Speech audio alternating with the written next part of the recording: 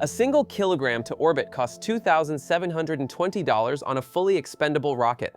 That same kilogram drops to $1,100 if you can land and reuse the first stage. On November 13, 2025, Blue Origin landed their New Glenn booster for the first time, proving a capability that fundamentally changes the economics of space access. The first stage contains $150 million worth of BE-4 engines, avionics, and structures. Throwing it away after one flight keeps Mars missions, lunar bases, and deep space infrastructure prohibitively expensive. But recovering that stage, refurbishing it, and flying it again within weeks or months, that's the difference between exploration as spectacle and space development as industry.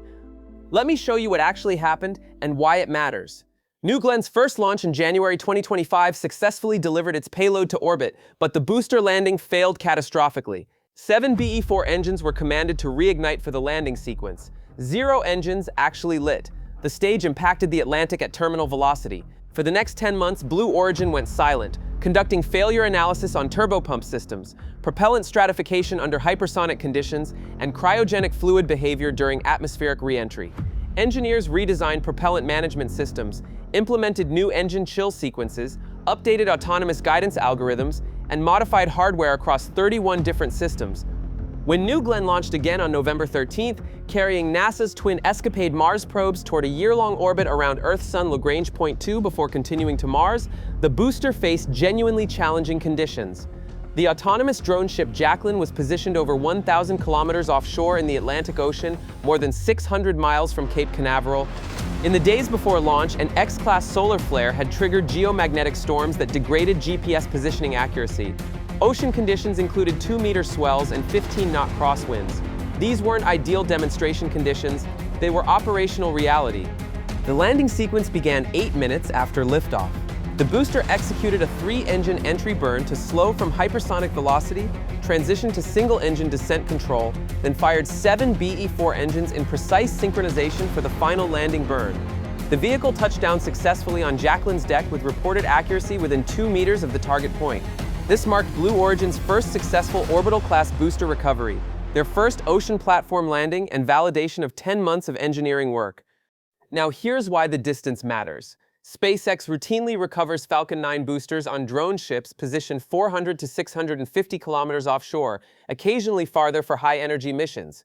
Blue Origin demonstrated recovery at 1,000 kilometers, nearly double typical distances.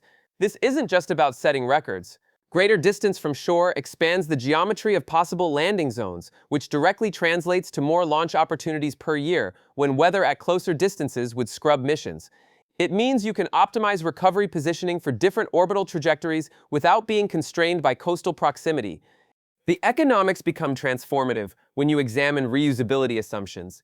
New Glenn's first stage costs roughly $150 million compared to Falcon 9's estimated $35 million, largely because BE-4 engines are significantly more complex and powerful than Merlin engines, but the engineering target is 25 flights per booster with 4-day turnaround times using modular engine swap capabilities and real-time structural health monitoring. If those targets are achieved, the per-kilogram cost to orbit drops below expendable rockets by substantial margins. You need 3 to 4 reusable vehicles to maintain 40 launches per year instead of manufacturing 40 complete rockets. What happens next determines whether this becomes routine infrastructure or remains an engineering achievement. Blue Origin's roadmap includes their first booster reflight attempt in early 2026. Landing once proves the physics and engineering work under real conditions. Landing the same booster twice proves the refurbishment process preserves structural integrity and engine performance. Landing it 10 times proves you've industrialized the entire recovery, inspection, refurbishment, and relaunch cycle into repeatable operations.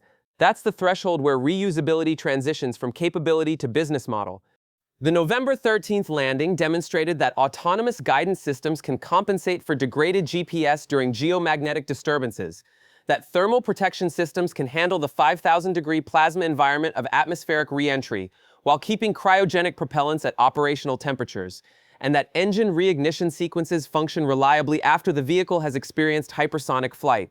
Those are the technical validations that matter. Now the challenge shifts to repetition, manufacturing scale, and operational tempo. If this analysis gave you perspective beyond the headlines, leave a like and subscribe for more evidence-based space coverage. The data from this landing is telling us that the question is no longer whether reusable orbital rockets work, but how quickly we can make them routine.